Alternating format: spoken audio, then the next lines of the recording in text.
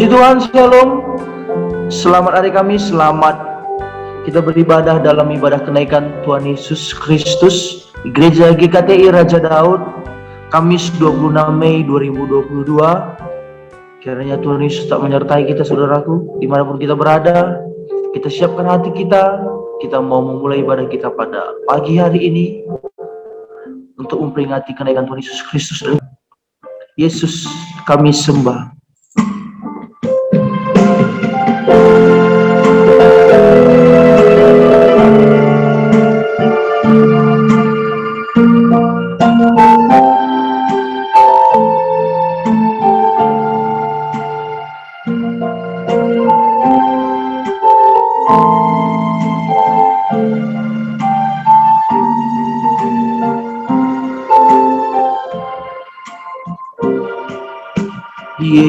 Yesus kami puja,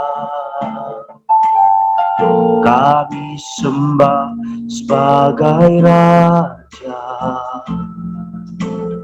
berdiri di tengah kami, ditinggikan dan dipuji. Sekali lagi, Yesus kami puja, Yesus kami puja, kami sembah sebagai Raja,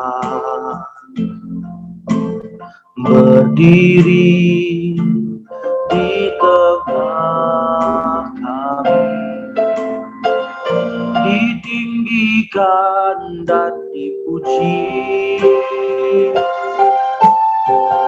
Sembah dan puji Rohita kamu, sembah dan puji Rohita kamu, sembah dan puji Rohita kamu.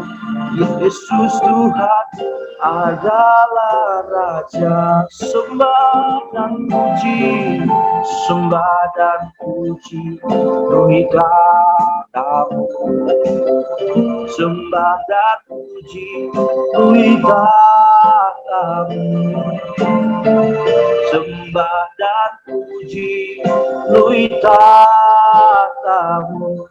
Yesus Tuhan adalah Raja.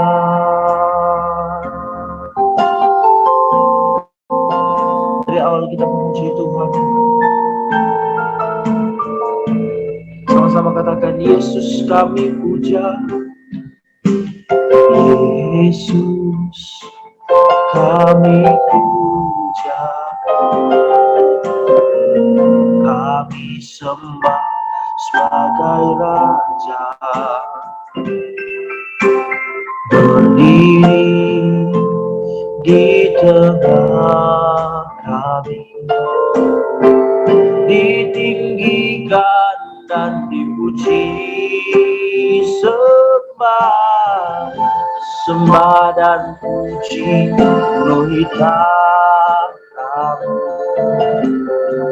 sembah dan puji Rohita kamu, sembah dan puji Rohita kamu.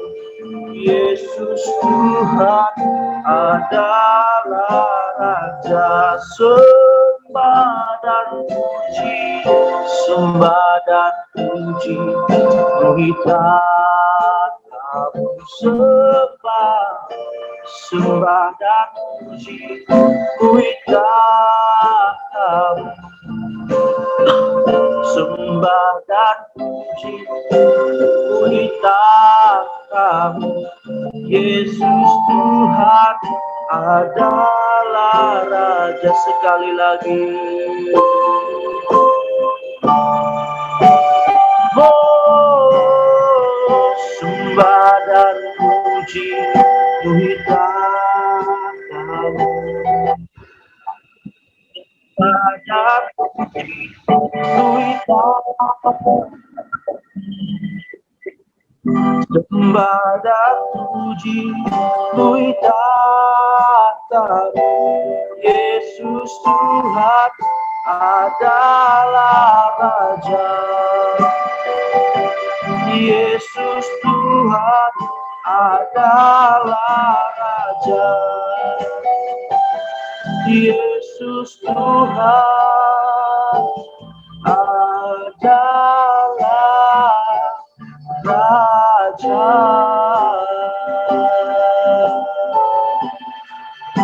Sembah dan puji Tuhan, kami bersyukur Tuhan buat kebaikan-Mu. Engkau hidup, Engkau naik ke surga, dan Kau berikan kami pengharapan. Yesus, terima kasih Tuhan, segala pujian bagi-Mu. Kau hebat, terima kasih. Kau menjanjikan penghibur bagi kami. Syukur bagi-Mu. Terima kasih Yesus. Kau baik, Kau baik, Kau mulia Tuhan. Terima kasih Bapa yang percaya, kuasa-Mu sungguh nyata. Kau bangkit, Kau naik Tuhan, Kau berikan kami Roh-Mu sebagai penolong kami. Terima kasih Tuhan. Yesus, katakan sembah dan puji Lui tatamu. Sembah dan puji Lui tatamu. Sembah dan puji Lui tatamu. Yesus Tuhan adalah Raja. Yesus Tuhan adalah Raja. Yesus Tuhan adalah Raja.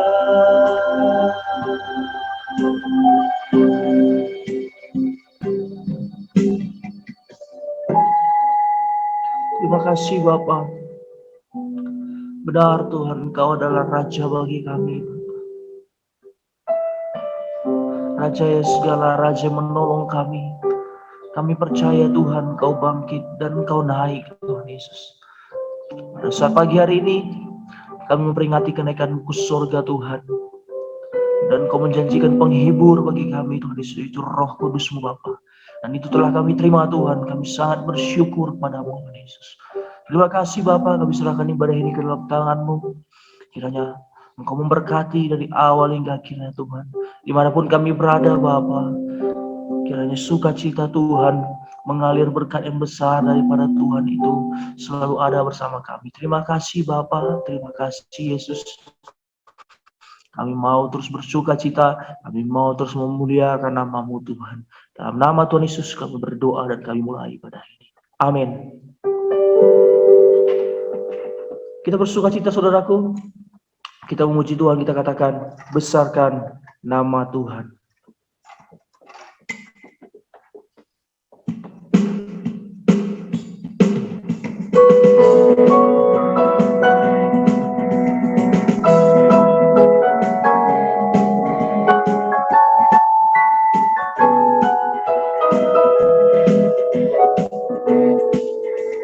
Besarkan nama Tuhan, pujilah Dia. Kemurahannya besar, tiada terkira. Aku tak dapat balas betapa besar kasih-Nya. Oh, besar besarkanlah namanya. Sekali lagi, besarkan nama Tuhan. Besarkan nama Tuhan, pujilah Dia. Kemurahannya besar, tiada terkira. Aku tak dapat balas betapa besar kasih-Nya. Oh, besarkanlah namanya. Tuhan yang ajaib, Tuhan yang kuasa, Tuhan yang menolong hidupku. Oh, Tuhan yang ajaib, Tuhan yang kuasa, jiwaku ditebus oleh-Nya. Sekali lagi, besarkan nama Tuhan. Besarkan nama Tuhan, pujilah Dia. Kemurahannya besar, tiada terkira. Aku tak dapat balas betapa besar kasih-Mu. Oh, besarkanlah namanya. Tuhan yang ajaib, Tuhan yang kuasa, Tuhan yang menolong hidupku. Haleluya. Tuhan yang ajaib, Tuhan yang kuasa, jiwaku ditebus oleh-Nya. Tuhan yang ajaib, Tuhan yang ajaib, Tuhan yang kuasa, Tuhan yang menolong hidupku. Tuhan yang ajaib, Tuhan yang kuasa, jiwaku ditebus oleh-Nya. Jiwaku ditebus oleh-Nya. Jiwaku ditebus oleh-Nya. Dia terus memuji Tuhan. Sebab Dia sungguh baik. Dia mati bagi kita.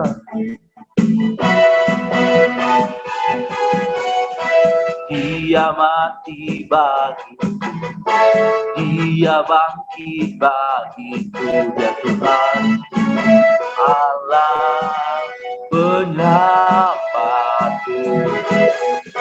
Kuasa maut dikalahkan, hidupku dipulihkan. Ya Tuhan Allah kemenanganku. Dia sungguh baik, Dia sangat baik. Yesus, Dia baik bagiku. Dia sungguh baik, Dia sangat baik. Yesus, Dia baik bagiku.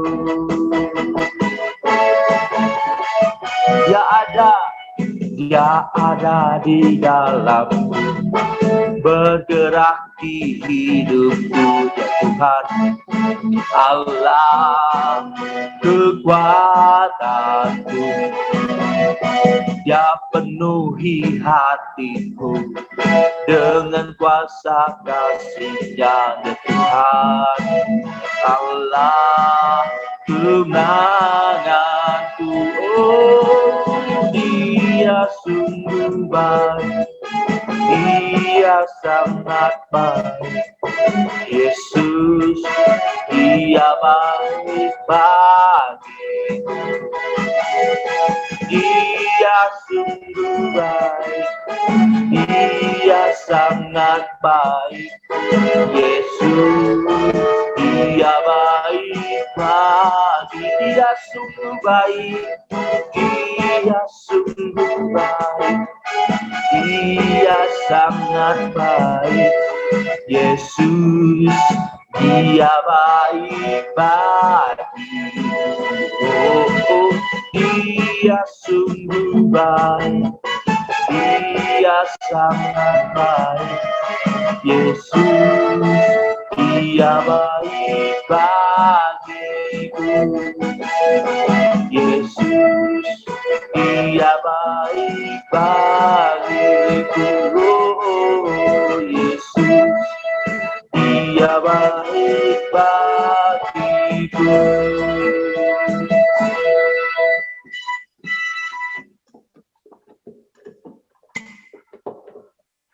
Tiba saatnya kita bersama-sama mengakukan pengakuan iman rasuli kita. Bersama-sama kita katakan, aku percaya kepada Allah, Bapa yang Maha Kuasa, Khalik langit dan bumi, dan kepada Yesus Kristus, anaknya yang tunggal, Tuhan kita, yang dikandung daripada Roh Kudus, lahir dari anak darah Maria, yang menderita di bawah pemerintahan Pontius Pilatus, disalibkan, mati dan dikuburkan, turun ke dalam kerajaan maut, pada hari yang ketiga bangkit pula dari antara orang mati, naik ke surga, duduk di sebelah kanan Allah, Bapa yang Maha Kuasa, dan akan datang dari sana untuk menghakimi orang yang hidup dan yang mati. Aku percaya kepada Roh Kudus, gereja yang kudus dan am, persekutuan orang kudus, pengampunan dosa, kebangkitan daging, dan hidup yang kekal. Amin.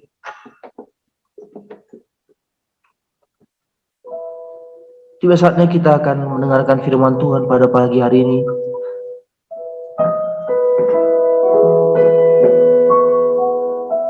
Kita siapkan hidup kita, saudaraku.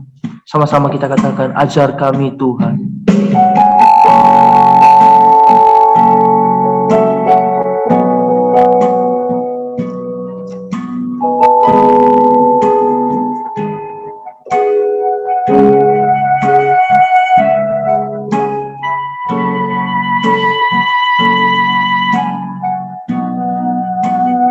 Ajar kami Tuhan menghitung hari-hari, agar kami beroleh hati bijaksana.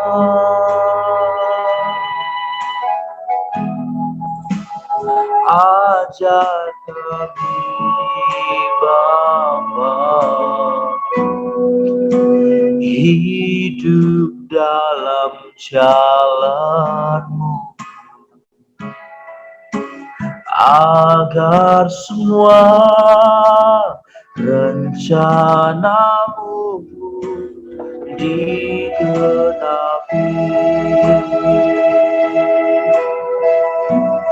Mulialah nama-Mu Tuhan, dan ajaib jalan-Mu. Pimpin kami di setiap waktu, besar setia-Mu Tuhan, agunglah karya-Mu. Yesus, kami bersyukur padamu. Mulialah nama-Mu Tuhan, mulialah nama-Mu Tuhan. Dan ajaib jalan, pimpin kami di setiap waktu,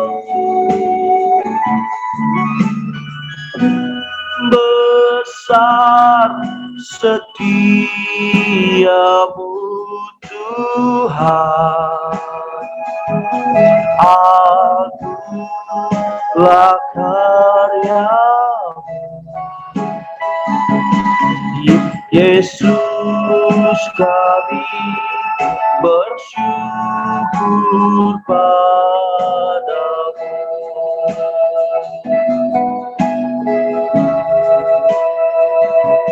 Yesus kami bersyukur padamu.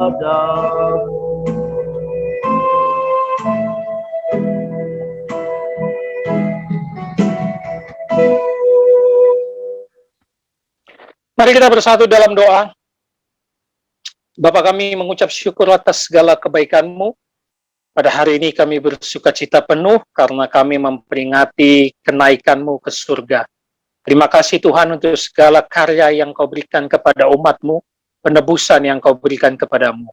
Dan Engkau memberikan kami penolong dan penghibur, sehingga kami bisa mempersaksikan iman kami, memberitakan Injil kepada banyak orang di luar sana. Terima kasih Bapak, berkati kami dalam ibadah ini, agar ibadah kami ini berlangsung dengan baik bersama setiap jemaat umat di tempat masing-masing. Berkati hamba-Mu yang menyampaikan kebenaran firman ini, agar apapun yang hamba-Mu sampaikan adalah suara daripada-Mu. Dimuliakan, ditinggikan nama-Mu, melalui perantaraan Yesus Kristus dan Roh Kudus. Hamba-Mu telah berdoa dan mengucap syukur. Amin. Shalom Bapak Ibu Saudara. Selamat hari Kamis, ya. Selamat hari Kamis. Hari ini kita merayakan kenaikan Tuhan Yesus ke surga. Bapak Ibu Saudara, kalau kita membaca Alkitab baik-baik, ada begitu banyak karya yang dilakukan Tuhan kita Yesus Kristus. Kalau mau kita persingkat mungkin ada 5. Dimulai dari kematiannya, kehidupannya, tentu karya yang luar biasa. Kelahiran pertama, kehidupan, kematian, kebangkitan, dan kenaikan yang kita rayakan pada hari ini. Kalau mau kita tambahkan yang ke-6-nya, yaitu kedatangannya kembali yang masih kita nantikan. Tapi tahukah Bapak Ibu Saudara, karyanya kenaikan ke surga merupakan karya yang paling sedikit dicatat. Saya yakin dan percaya besok banyak orang Kristen nggak tahu itu kenaikan. Mungkin saja, ya, kalau nggak lihat kalender hari merah gitu ya. Dan mungkin banyak juga yang tidak ke gereja karena menganggap ya kenaikan itu apa sih. Dan kita melihat dari Alkitab, dan Alkitab pun seperti memberitahu kenaikan itu tidak sepenting yang lain gitu ya. Kalau kelahiran dicatat dengan cukup banyak kisahnya, kita baca Matius, kita baca Lukas, ada. Kalau kematian, semua Injil mencatat, ya kan? Semua kehidupan tentang pengajaran Yesus dicatat oleh keempat Injil. Kematiannya dicatat oleh keempat Injil. Kebangkitan banyak juga yang mencatat. Tapi kenaikan sangat sedikit, Bapak Ibu Saudara.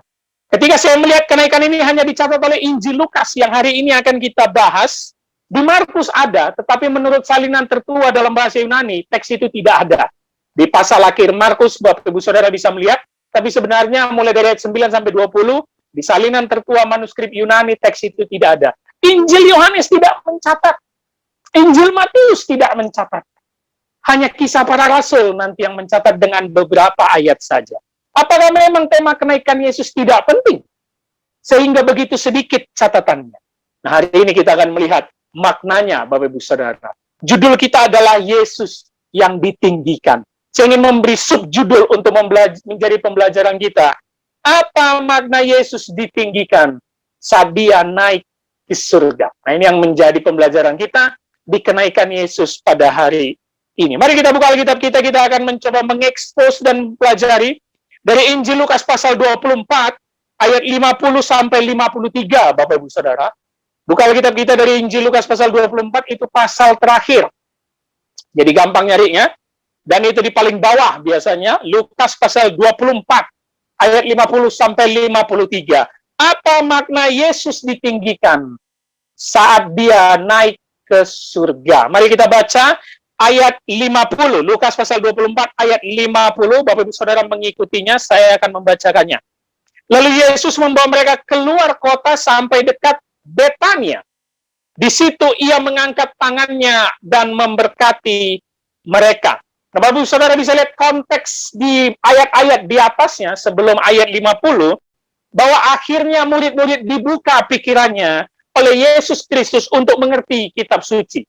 Bapak Saudara bisa lihat dari ayat 45 di atasnya, supaya mereka paham bahwa Mesias itu harus menderita, mati, dan bangkit pada hari ketiga. Itu ada di ayat 46-nya. Dan di ayat 48 Yesus mengatakan, kamu harus menjadi saksiku. Saksi apa Bapak Saudara? Tentu saksi tentang pengajaran Yesus dan mengatakan bahwa dia adalah Mesias yang menderita.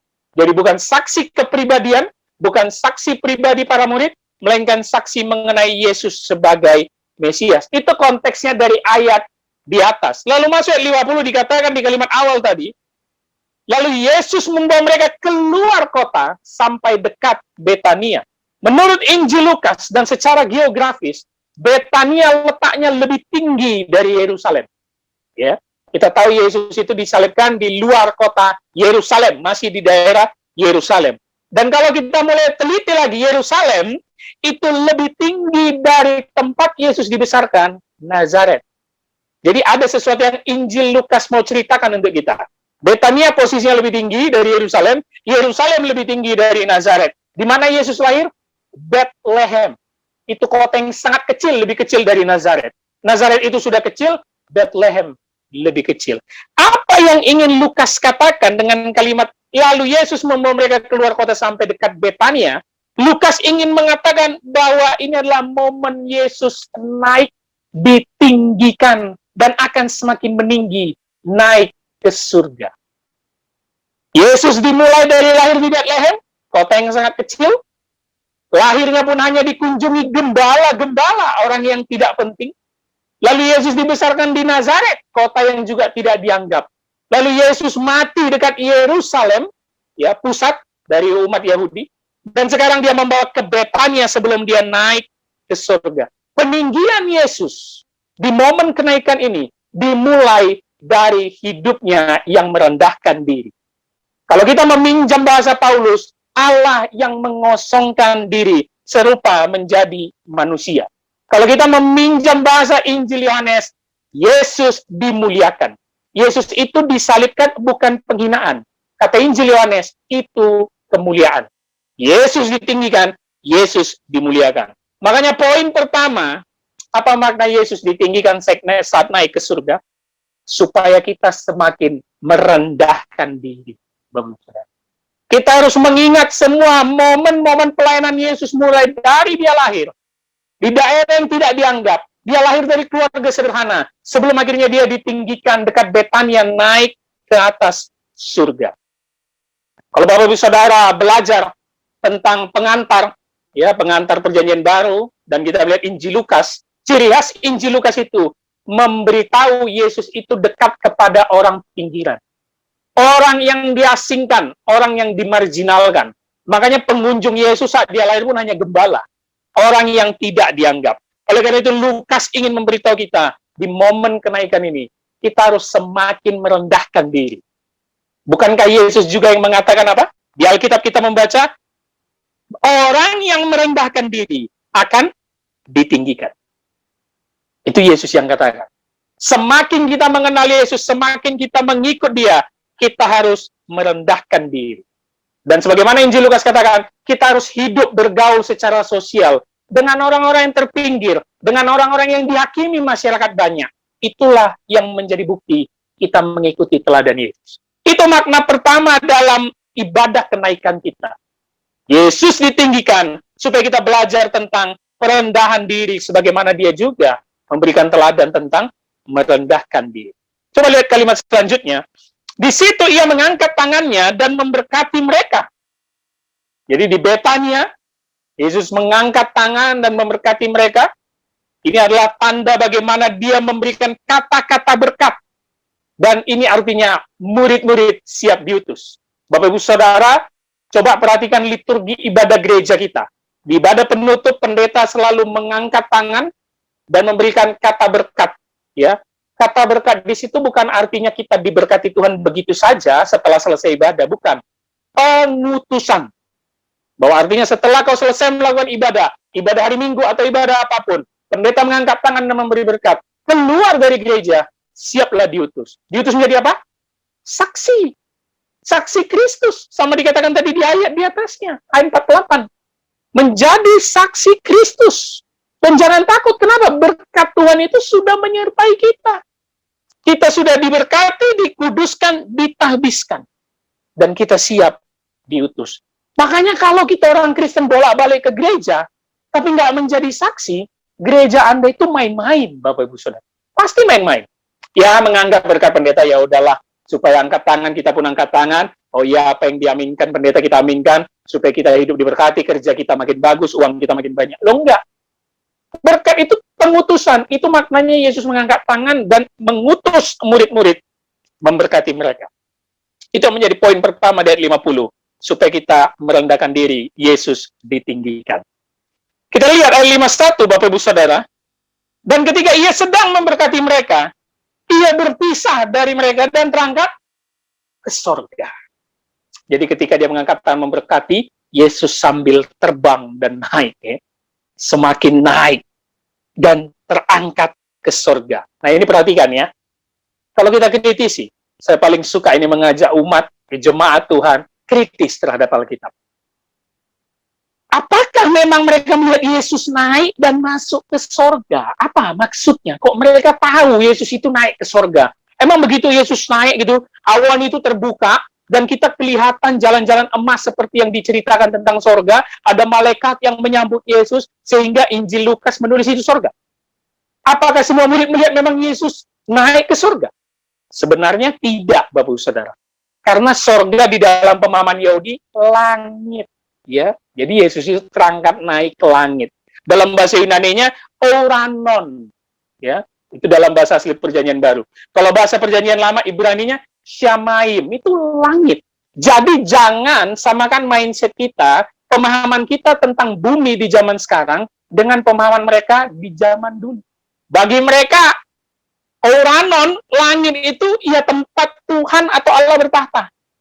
Makanya didefinisikan sebagai surga. Bagi mereka tempat terbawah itu Sheol, dunia orang mati. Jadi yang mati itu masuk ke Sheol. Dalam mereka dulu nggak ada, itu surga neraka itu nggak ada. Ya, kalau bahasa Yunani-nya Hades, tempat terbawah.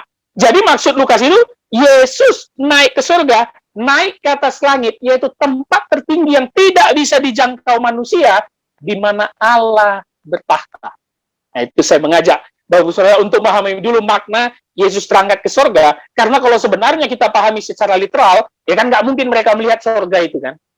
Jadi terangkat ke atas, terangkat ke langit, bahwa itu tempat tertinggi yang hanya bisa ditempati oleh Allah. Perhatikan kalimat, dia berpisah. Nah ini dia, dia berpisah. Apa maksud? Dan ketika ia sedang memberkati mereka, ia berpisah. Ya, terangkat ke surga, naik ke atas langit, tempat tertinggi. Ya, artinya untuk pertama kalinya setelah 3,5 tahun bersama-sama pelayanan bersama murid-murid, Yesus secara ragawi tidak akan bersama lagi dengan murid-murid. Itu arti ia berpisah. Dan dia naik ke atas langit, Oranon tadi, tempat tertinggi yang diyakini para orang Yahudi, dan untuk menunjukkan bahwa dia adalah Allah itu sendiri. Karena tidak ada manusia yang bisa menjangkau Oranon itu. Syamaim itu sebagai pemahaman orang Yahudi. Jadi sekali lagi saya katakan pemahaman orang Yahudi tentang langit dan bumi bukan seperti kita melihat globe atau atlas. Enggak, beda sekali. Bagi mereka tempat tertinggi udah, tempat rendah udah, sisanya air di bawah segala macam. Ya. Berarti poin kedua, makna Yesus ditinggikan naik ke surga agar kita semakin memahami bahwa dialah Allah yang sejati. Hanya dia yang bisa naik ke tempat tertinggi itu. Oranon itu, langit itu, Bapak Ibu Saudara. Dan tadi dia berpisah untuk pertama kalinya secara ragawi, dia tidak akan lagi bersama murid-murid, 3,5 tahun pelayanan sudah cukup, 24 jam bersama, dan kita tahu nanti 10 hari setelah kenaikan ini, Roh Kudus tercurah. Dia berpisah, secara ragawi Yesus tidak ada lagi, tetapi akan menyertai mereka dalam bentuk Roh Kudus. Anehnya, Bapak Ibu Saudara, kalau kita tarik sampai hari raya Pentakosta, ketika Yesus 3,5 tahun secara ragawi bersama mereka, ini murid-murid pengertiannya nggak jelas semua. Lemot, salah paham, salah tafsir, ya kan? Pemahamannya berbeda, sampai Yesus tuh mungkin jengkel ya mengajari mereka berulang-ulang. Tetapi ketika Yesus naik ke sorga, meninggalkan mereka, berpisah, 10 hari kemudian Pentakosta, tercurah Roh Kudus, murid-murid malah komplit pengetahuan. Jadi luar biasa sekali cara Allah bekerja di dalam Tritunggal itu ya. Komplit dengan tercurah Roh Kudus, mereka sudah paham betul bahwa Yesus Mesias dan mereka menjadi saksi memberitakan Injil tanpa takut. Petrus yang dulu pelin-pelan, sekarang menjadi pemberani dan menjadi pemimpin. Nanti setelah Roh Kudus tercurah. Ketika kita memahami Yesus yang naik ke surga sebagai Allah sejati, juru selamat satu-satunya, maka jangan takut. Dia akan menyertai kita sampai akhir zaman. Rohnya yang tercurah akan menyertai kita sampai akhir zaman. Kita tidak pernah melihat Yesus. Kita tidak seberuntung Petrus yang pernah bergaul 3,5 tahun dengan Yesus. Tetapi Roh Kudus akan memberikan kita pengertian dan hikmat. Ya, menjadi saksinya. Menjadi saksinya bukan tugas seorang pendeta, evangelis atau yang lain, melainkan umat percaya. Itulah tanda engkau merayakan kenaikan Tuhan Yesus pada hari ini. Jangan takut, Roh Kudus yang memimpin kita untuk memberitakan Injil. Sekali lagi saya katakan, bukan menceritakan kesaksian pribadi. Beritakanlah Injil Yesus Kristus. Itu poin kedua, supaya kita semakin menyadari bahwa Dialah Allah sejati yang naik ke surga, tempat tertinggi. Langit yang hanya bisa ditempati oleh Allah, tidak bisa dijangkau oleh manusia. Coba kita perhatikan ayat 52, Bapak-Ibu Saudara. Setelah Yesus terangkat, ya, dia naik, mereka sujud menyembah kepadanya, lalu mereka pulang ke Yerusalem dengan sangat bersuka cita. Setelah Yesus ditinggikan, setelah kita tahu makna Yesus ditinggikan, dia terangkat ke sorga, dan kita meyakini dia Allah yang sejati, maka respon murid-murid yang melihat, mereka sujud menyembahnya, lalu mereka pulang ke Yerusalem dengan sangat bersukacita. Makna Yesus ditinggikan di hari kenaikannya ke surga, agar kita selalu menyembah dengan sukacita. Simple, bagus saudara. Agar kita selalu menyembahnya dengan sukacita. Karena masih banyak jemaat Tuhan yang menyembahnya dengan asal-asalan. Tidak sukacita. Kalaupun sukacita, sukacitanya dibuat-buat gitu ya. Masih asal-asalan. Tapi coba kita kritisi lagi. Mereka sujud menyembah kepadanya. Perhatikan kalimat awal di ayat 52 itu. Mereka sujud menyembah kepadanya. Aneh nggak? Ini aneh.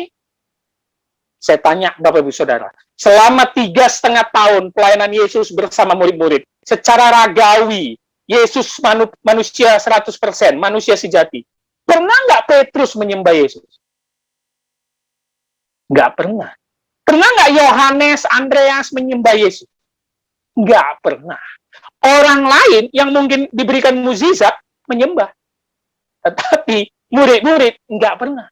Paling pengakuan Mesias, itu pun salah pemahaman Petrus. Ngakunya Mesias tapi pemahamannya salah gitu kan. Tetapi ketika Yesus naik ke surga, sikap mereka yang pertama apa? Menyembah loh. Gila. Ini mengatakan poin kita yang kedua tadi. Bahwa Yesus sekarang betul-betul dalam pikiran murid-murid. Engkaulah Allah sejati. Engkaulah Mesias sejati. Jadi kalau kita pahami konteksnya, sesuai dengan kehidupan murid-murid dan Yesus, ini nggak gampang. Kalau kita pahami sekarang, ya gampang. Kita menyembah Yesus sebagai Tuhan, gampang. Tetapi murid-murid selama 3,5 tahun pelayanan loh. Begitu banyak mujizat yang dilihat, begitu banyak pengakuan yang Yesus berikan, nggak pernah mereka menyembah. Nggak pernah. Tetapi di momen kenaikan, mereka sujud menyembah. Mereka akhirnya meyakini Yesus Allah yang sejati, Mesias sejati. Kata menyembah yang sering sekali diulang di Perjanjian Baru. Proskuneo. Artinya bukan hanya sujud menyembah dengan sikap begini, ya, tunduk, muka sampai ke tanah, itu sikap proskuneo, Tetapi kalau kita ambil makna lainnya adalah memberikan nilai tertinggi. Nah, itu dia proskuneo. Memberikan nilai tertinggi. Dan nilai itu hanya diberikan kepada Allah. Selama hidup bersama Yesus 3,5 tahun, jangankan nilai tertinggi. Petrus kerjanya komplain. Iya kan? Petrus bahkan marah Yesus, narik Yesus dia. Nggak takut dia sama Yesus. Dinasihatinya lagi Yesus. Yesus itu penasihat ajaib, Petrus lebih ajaib. Dinasihatinya Yesus, tariknya. Tetapi di momen kenaikan, Petrus sujud menyembah. Waduh, keren sekali Bapak Ibu Saudara. Coba kita lanjut kalimatnya. Lalu mereka pulang ke Yerusalem dengan sangat bersukacita. Aneh? Aneh. Bapak Ibu Saudara, ini kalimatnya sederhana. Tetapi kalau kita pahami secara konteks, kita gali, kita ekspos, menarik Bapak Ibu Saudara. Tadi menyembah aneh, karena selama hidup pelayanan bersama nggak pernah mereka nyembah. Sekarang, mereka pulang ke Yerusalem dengan sangat sukacita. Kenapa aneh? Aneh, Bapak Ibu Saudara. Waktu Yesus hidup, Yesus ditangkap. Apa respon murid-murid? Ketakutan. Waktu Yesus ditangkap, ketakutan. Sembunyi, melarikan diri. Waktu Yesus disalib, nggak ada murid-murid melarikan diri juga. Oke. Kematian, mereka ketakutan, sembunyi. Kebangkitan? Sukacita nggak? Enggak. Coba cari nanti. Ada nggak mereka sukacita ketika Yesus bangkit? Ada nggak sukacita ketika Yesus mati? Nggak ada. Yang ada apa? Bingung. Sampai Yesus itu mencela kedegilan mereka. Yesus 40 hari menampakkan diri berulang-ulang. Mereka masih juga bingung dan nggak percaya. Salah satunya Thomas, begitu kan? Nggak sukacita. Walaupun akhirnya Thomas mengakui, ya Tuhan, ya Allahku ya. Tetapi di momen kenaikan, sukacita. Loh, ini makin aneh. Waktu bersama, mereka sedih akan ditinggalkan Yesus. Sekarang ditinggalkan Yesus, sukacita. Bukan aneh ya? Kalau kita kritisi, ini aneh sekali. Waktu masih bersama, ingat di perjamuan malam di Injil Yohanes, Yesus itu bilang, aku tidak akan bersamamu lagi. Mereka itu sedih. Kenapa? Kehilangan guru. Kehilangan pengharapan. Nggak tahu lagi harus mau ngapain. Tetapi sekarang ketika Yesus terangkat ke surga, menghilang, tidak bersama mereka lagi, mereka malah bersukacita. Kenapa? Karena pikirannya sudah terbuka, pemahaman kitab sucinya sudah dijelaskan Yesus, dan Yesus tadi sudah memberikan berkat kepada mereka. Dan sukacita mereka makin komplit ketika Roh Kudus tercurahkan. Mereka sudah tidak tahan memberitakan kebenaran yang mereka saksikan selama ini. Mereka sudah tidak tahan memberitakan Yesus Kristus, Bapak Ibu Saudara. Makna kenaikan di hari ini, sudahkah engkau menyembah dengan sukacita? Mereka bersukacita dan pulang kemana? Yerusalem. Nggak gampang. Yerusalem itu pusat ibadah Yahudi yang banyak musuh mereka. Karena banyak ahli Taurat, Farisi, pemuka agama yang membenci Yesus. Tetapi mereka sukacita langsung mulai dari Yerusalem. Yang kita tahu di Kisah Para Rasul juga dijelaskan, kamu menjadi saksiku di Yerusalem, Samaria, ujung bumi. Dimulai dari Yerusalem, pusat ibadah. Mulailah beritakan Injil di pusat ibadah Yerusalem. Sampai ujung bumi. Ujung bumi di situ diartikan banyak para ahli itu Roma ya. Bukan maksudnya sampai ujung bumi ini. Bumi itu ada ujungnya, bukan. Tapi sesuai dengan penulisan Kisah Para Rasul, itu maksudnya kota Roma. Mereka nggak takut lagi menghadapi ahli Taurat dan Farisi. Dulu mereka sembunyi ketika Yesus tangkap mati dan disalib. Tetapi sekarang mereka bersukacita. Sukacita kita di dalam momen kenaikan. Bukan kita buat-buat. Sukacita kita dan menyembah Yesus di momen kenaikan. Bukan tandanya engkau bisa bahasa roh. Bukan. Bukan itu. Oh, karena Roh Kudus tercurah, engkau langsung bisa bahasa roh. Itulah momen kenaikan dan Pentakosta. Enggak. Sukacita kita siap menjadi saksi Kristus. Nah, itu dia konteksnya. Memberitakan Injil. Bagaimana Bapak Ibu Saudara? Diteguhkankah engkau dengan momen kenaikan ini? Mulai rentetan Natal, kelahiran Desember. Mulai dari kematian Jumat Agung, April ya. Kebangkitan, Paskah, kenaikan. Apakah melalui rentetan ibadah ini kau tidak sukacita dan semakin menyembah Dia? Memberikan Yesus nilai tertinggi? Selalu saya berulang ingatkan, jangan sampai ini hanya menjadi hari raya orang Kristen tanpa makna. Bersukacitalah. Sukacita juga bukan hanya ditunjukkan jingkrak nyanyi di gereja, bukan. Sukacita, engkau diberkati, siap diutus, pergi memberitakan saksi. Menjadi saksi memberitakan Injil. Siap menderita demi Injil dan nama Yesus Kristus. Menurut sejarah gereja, salah satu murid namanya Andreas, sebelum matinya dia dicambuk sama seperti Yesus dicambuk sebelum disalib. Ya, sampai tubuh Yesus itu tersayat-sayat, dagingnya terpecah-pecah begitu ya. Dan Andreas katanya mengalami itu saat ditangkap, salah satu murid Yesus. Tetapi menurut sejarah gereja, Andreas mengeluarkan kalimat yang dicatat.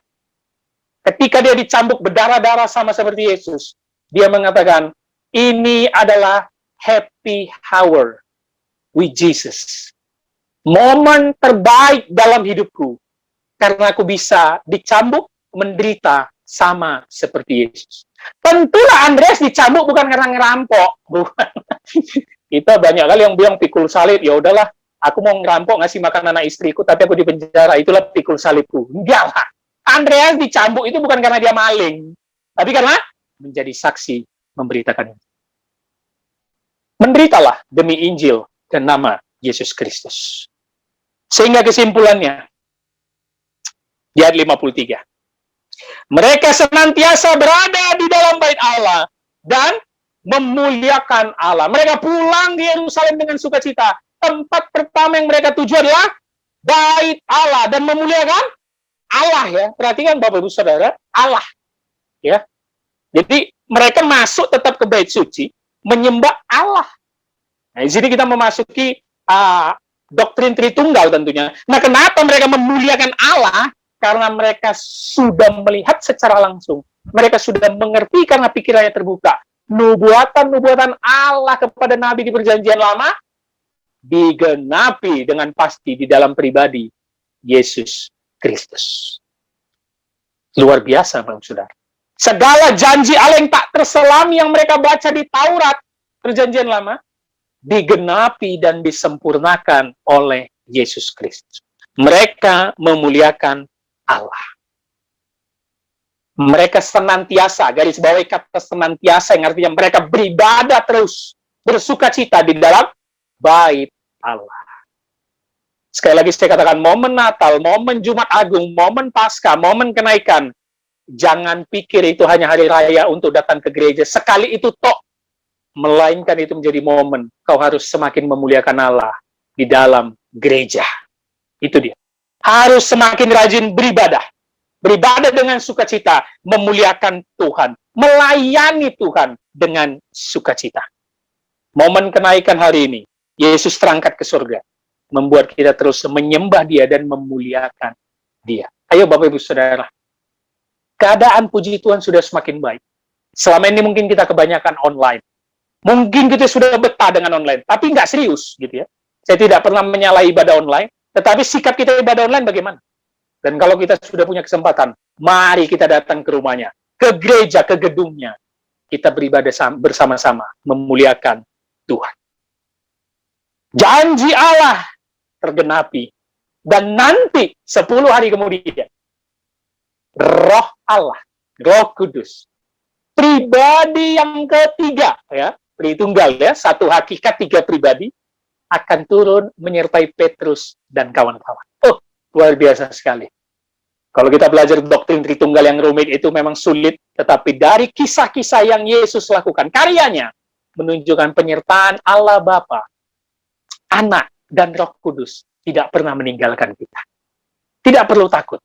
Untuk menjadi saksi Tuhan, kita tidak perlu takut, Bapak Ibu Saudara. Ya, saya mendengar banyak teman saya karena hari ini libur ya. Hari ini libur. Mereka sudah langsung bersiap dengan long weekend gitu ya.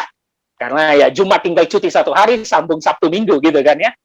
Tetapi ketika aku bilang nggak ibadah, emang ibadah apa? Nah itu yang saya katakan di pendahuluan, kenaikan ini disepelekan. Disepelekan. Emang ibadah apa gitu kan? Waduh lupa ya. Bahkan tahu nggak, ada orang Kristen teman saya, ketika saya bilang, loh besok ibadah loh, kok mau jalan-jalan? Ibadah apa? Kenaikan. Kenaikan emang dirayakan. Masih ada, Bapak Saudara, masih ada. kenaikan itu dirayakan ya? Gitu. Masih ada yang kayak gitu. Ya taunya Kristen itu hanya Natal, Paskah. Kadang pun Jumat Agung dibilang Paskah. Masih ada yang kayak gitu, masih ada. Bertobatlah engkau, alamak, ngeri kali, Pak. Ada tuh, ibadah Jumat Agung, di salamnya aku, selamat Paskah, Pak Pendeta. Loh, Paskahnya nanti. Iya ya, Jumat Agung disamakan dengan Paskah gitu ya. Kalau orang agama luar bilang di Jumat Agung selamat Paskah, kita maklum. Iya kan? Orang Kristen masih Jumat Agung Paskah kan. Ya, Yesus sudah bangkit di Jumat Agung bagi dia, gitu kan.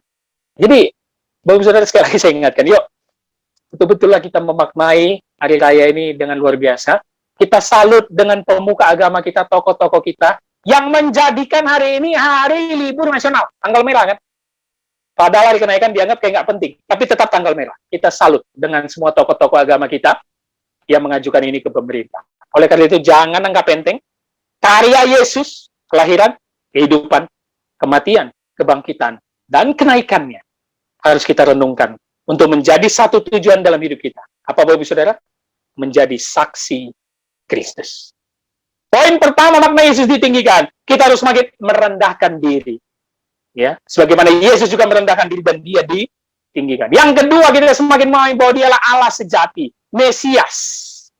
Dan yang ketiga, supaya kita tahu kita menyembahnya dengan sukacita. Pesan saya sebagai penutup, rayakanlah hari ini dengan engkau bernyanyi, menaikkan pujian, mendengarkan khotbah ini, menyembah Yesus yang naik ke surga dengan sukacita. Amin. Mari kita berdoa. Bapa di dalam surga, kami mengucap syukur pada hari ini. Kami bisa memahami firman-Mu, makna engkau terangkat naik ke surga. Ini kami anak-anak-Mu Bapa. Jadikan kami saksi-Mu, utus kami untuk memberitakan firman-Mu kepada banyak orang dan ke seluruh penjuru dunia. Kuatkan kami, Roh Kudus yang memimpin kami, mengajari kami, menasihati kami, memberikan kami hikmat pengertian, agar kami berani memberitakan Injil, berani menjadi murid dan saksi. Terima kasih Bapa, biarlah firman ini meneguhkan kami, dimateraikan Roh Kudus dalam hati dan pikiran kami, di dalam hari raya kenaikan Tuhan Yesus ke sorga ini. Kuatkan kami selalu. Di dalam nama Yesus Kristus, kami telah berdoa dan mengucap syukur. Amin.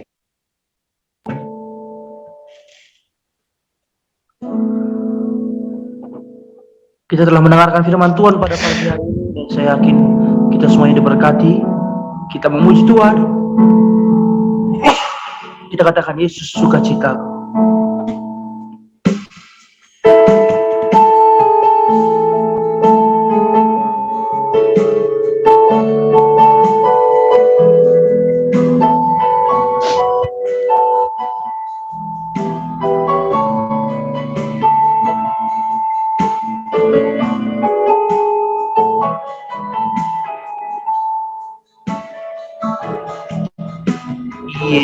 Yesus sukacitaku,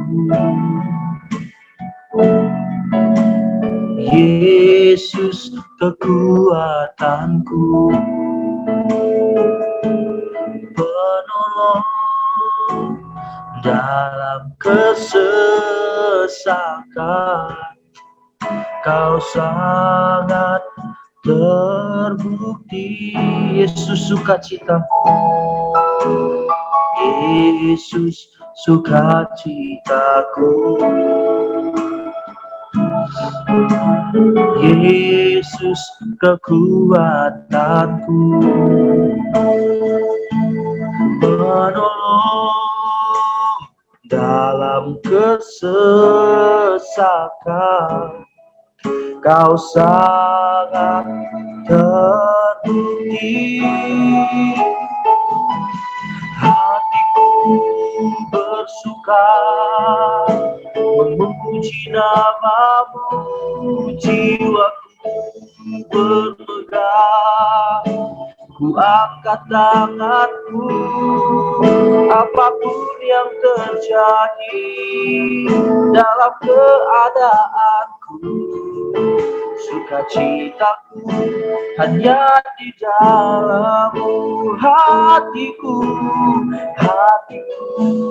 bersuka memuji namamu, jiwaku berpegang, angkat tanganku, apapun yang terjadi dalam keadaanku, sukacitaku hanya di dalam-Mu, sukacitaku hanya di dalam-Mu, sukacitaku hanya di dalam-Mu.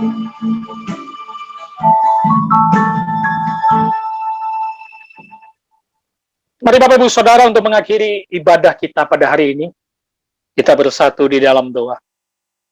Bapa di dalam surga, kami mengucap syukur atas segala berkat yang Kau berikan. Tuhan masih memberikan kami kekuatan, kesehatan, nafas kehidupan, sehingga kami bisa beribadah pada hari ini. Biarlah di momen kenaikan Tuhan Yesus ke surga, ibadah ini kami persembahkan menjadi pujian syukur ke hadapan-Mu, menjadi dupa yang harum di hadapan-Mu, dan terutama firman yang ditabur semakin kami maknai dan semakin kami praktekkan dalam kehidupan kami sehari-hari. Terima kasih Bapa buat segala sesuatu yang Kau berikan dalam hidup kami. Karya-Mu, penebusan-Mu, memberikan kami anugerah keselamatan, sehingga kami Kau utus siap menjadi saksi-Mu. Terima kasih Bapa, hamba-Mu berdoa buat setiap jemaat yang hari ini beribadah dimanapun mereka berada. Biarlah mereka beribadah dengan hati yang tulus, dengan sikap yang hormat, takut, dan gentar di momen kenaikan ini ya Bapa. Dan Tuhan yang terus memberkati pelayanan kami, gereja yang Kau percayakan kepada kami, gereja-Mu, GKTI Raja Daud, segala visi, misi, dan programnya, kami serahkan ke dalam tangan Tuhan. Pakailah kami sebagai hamba-Mu, sebagai alat-Mu, untuk menjalankan pelayanan ini. Terima kasih Bapak. Hamba-Mu berdoa buat setiap rekan, keluarga, teman-teman yang mungkin dalam keadaan sakit, yang mungkin belum bisa beribadah. Kiranya tangan Tuhan yang memulihkan, tangan Tuhan yang menjamah dan menyembuhkan mereka, agar mereka kembali menyembah Tuhan dengan sukacita bersama dengan saudara-saudara seiman.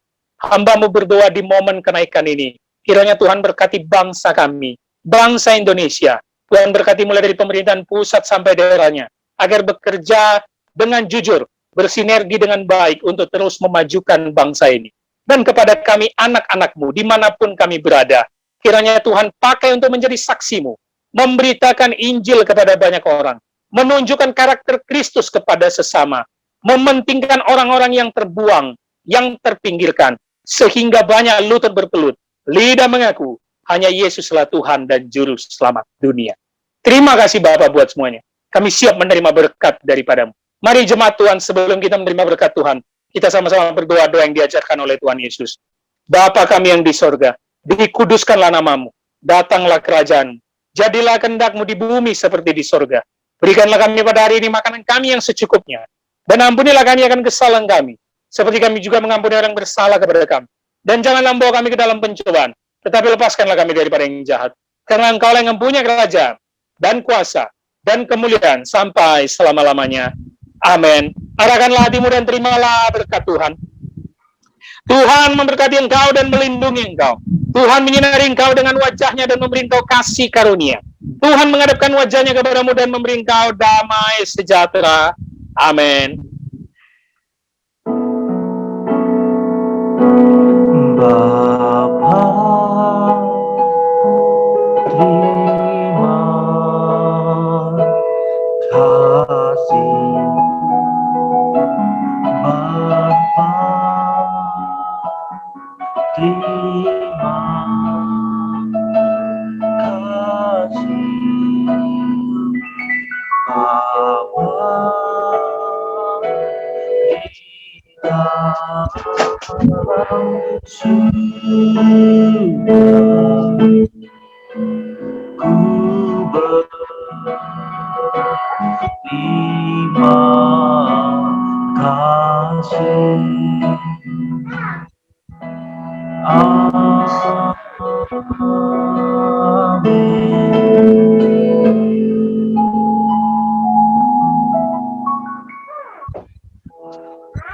Amin. Tuhan, Amin, amin. rangkaian ibadah kita pada Kamis pagi, ibadah kenaikan Tuhan Yesus Kristus, kiranya Tuhan Yesus memberkati kita semuanya. Sampai jumpa kembali dan shalom.